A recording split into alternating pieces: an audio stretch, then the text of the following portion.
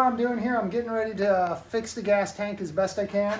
If you look over here, what happens a lot when you have a gas tank that's sat for a really long time, the original gas tank had a metal thread through here.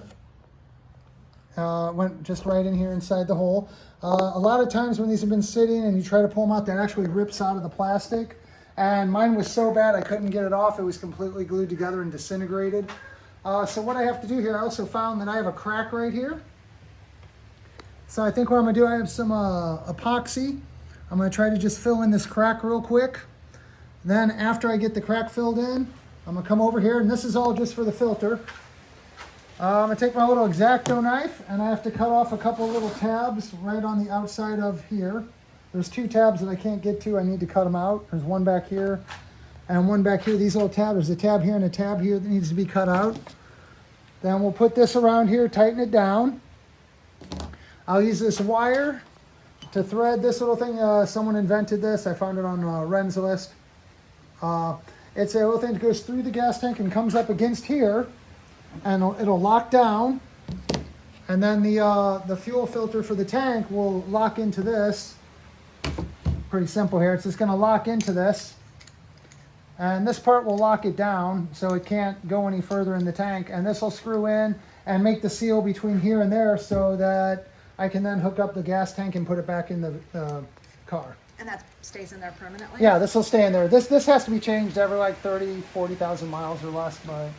But that's what I'm doing right now. But I just realized before I can do that, I forgot about the crack, and I have to epoxy this crack up first. So right now I'm just going to throw a little epoxy on here and give that some time to seal up.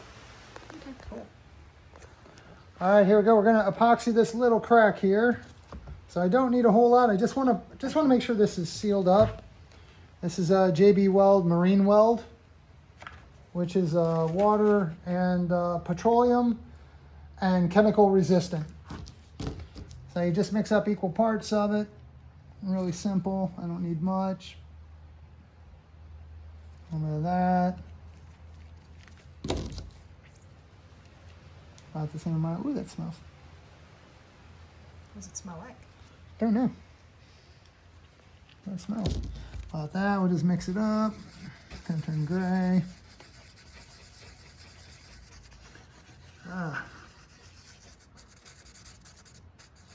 right, that looks good. Yeah, looks about right. So is this what was all over the engine? No, this is nothing. No, this is just... No, the JB Weld.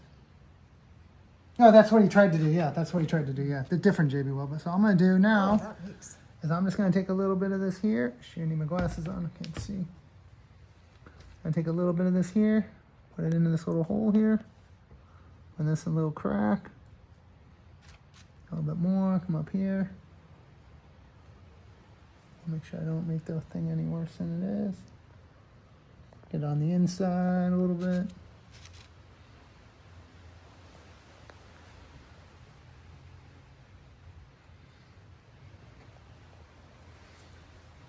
There we go.